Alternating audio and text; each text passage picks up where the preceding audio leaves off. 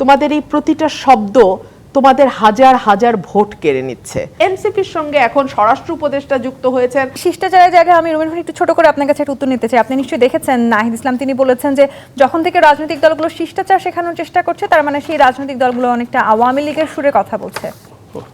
আমরা দীর্ঘদিন ধরে রাজনীতি করেছি, আমি নিজে রাজনৈতিক পরিবারের সন্তান। এই বাচ্চারা যখন কথা বলে ওরা কিন্তু আমাদের সন্তান সম। ওরা যখন এই কথাগুলো বলে আমাদের দুঃখ হয়, বলতে ইচ্ছা করে তোমাদের এই প্রতিটা শব্দ তোমাদের হাজার হাজার ভোট কেড়ে নিচ্ছে। তোমরা শব্দ কি, শব্দ চয়ন কি হবে? দেখুন, একটা সময় না রাজা রাজ্য শাসন করত, রাজপুত্রদের শেখানোর জন্য কয়েকজন করে শিক্ষক থাকতেন। কেউ তাকে যুদ্ধবিদ্যায় পারদর্শী করত, কেউ তাকে জ্যোতির্বিদ্যায় পারদর্শী করত, কেউ তাকে অন্য কিছু শেখাতো, কূটনীতি শেখাতো। সো একজনকে রাজা হিসেবে গড়ে তুলতে কিন্তু দীর্ঘ পথ পরিক্রম করতে হতো। এখন তো আর রাজার সেই রাজ্য নেই, কিন্তু এখন পলিটিশিয়ানরাই দেশ পরিচালনা করেন। একজন রাজনীতিবিদকে না একদম মাঠ থেকে ঘাট থেকে ধীরে ধীরে শিখে শিখে শিখে শিখে যেতে হয়। এই যে বড় বড় হুঙ্কার, এই হুঙ্কারগুলো না মানুষকে আপনার থেকে অনেক দূরে সরিয়ে নেয়। এই হুঙ্কারগুলো মানুষ ভালোভাবে নেয় না, এবং বিশেষ করে হুঙ্কার কখন ভালোভাবে নেয় যখন আপনি কোনো এর বিরুদ্ধে হুঙ্কার তুলছেন, তখন নেবে। যেমন শেখ হাসিনার বিরুদ্ধে আমরা যখন হুঙ্কার দিতাম মানুষ কিন্তু আমাদেরকে ভালোবেসেছে, কিন্তু এখন যদি দেখা যায় ভালোবেসেছে যখন তারা ক্ষমতার অংশ হয়ে গেছে, এখন কিন্তু মানুষ পারসেপশন হচ্ছে তারাই দেশটাকে চালায়। এখন তাদের এই হুঙ্কার মানুষ ভালোভাবে নেবে না।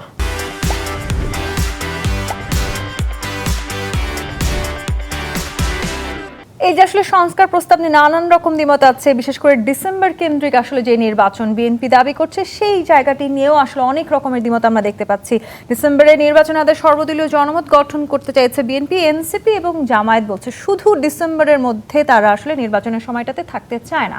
অর্থাৎ শুধু ডিসেম্বরেই কেন নির্বাচন হতে হবে, সেটি জানুয়ারি, ফেব্রুয়ারি, মার্চ, এপ্রিল, মে, জুন যে কোনো সময় আসলে হতে পারে।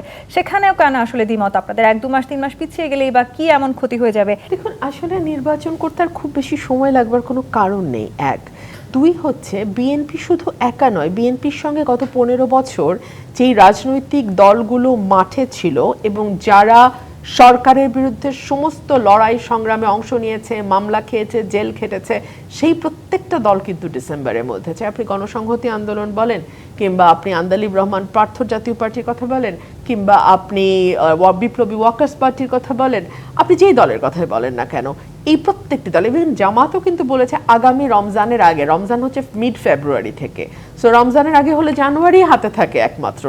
এখানে যদি আমি ছোট একটা প্রশ্ন করি ফারহানা, হঠাৎ করে জামাতের আসলে বিএনপির শীর্ষস্থানীয় নেতার সাথে মিটিং এর পরে সুর পাল্টে গেল, সেটিই বা কেন?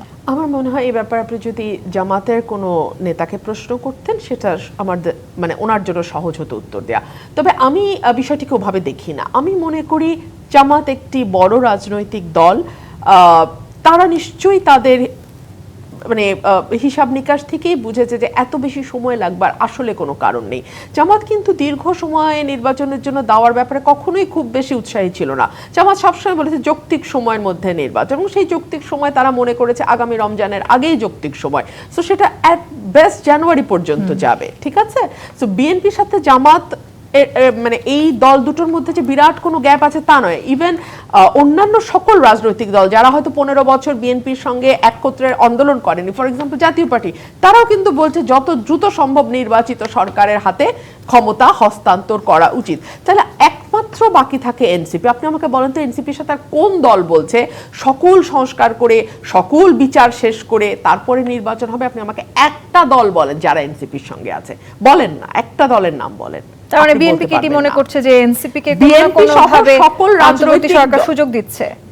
ডেফিনেটলি বিএনপি সহ সকল রাজনৈতিক দল একভাবে একদিকে কথা বলছে, গণতন্ত্রের পক্ষে কথা বলছে, নির্বাচনের পক্ষে কথা বলছে, মানুষের ভোটের অধিকারের পক্ষে কথা বলছে, মানুষকে তার পছন্দের প্রতিনিধি নির্বাচনের দিকে কথা বলছে, জবাবদিহিতামূলক সরকারের কথা বলছে, একটা জবাবদিহিতামূলক সংসদের কথা বলছে। উল্টো দিকে আমরা দেখতে পাচ্ছি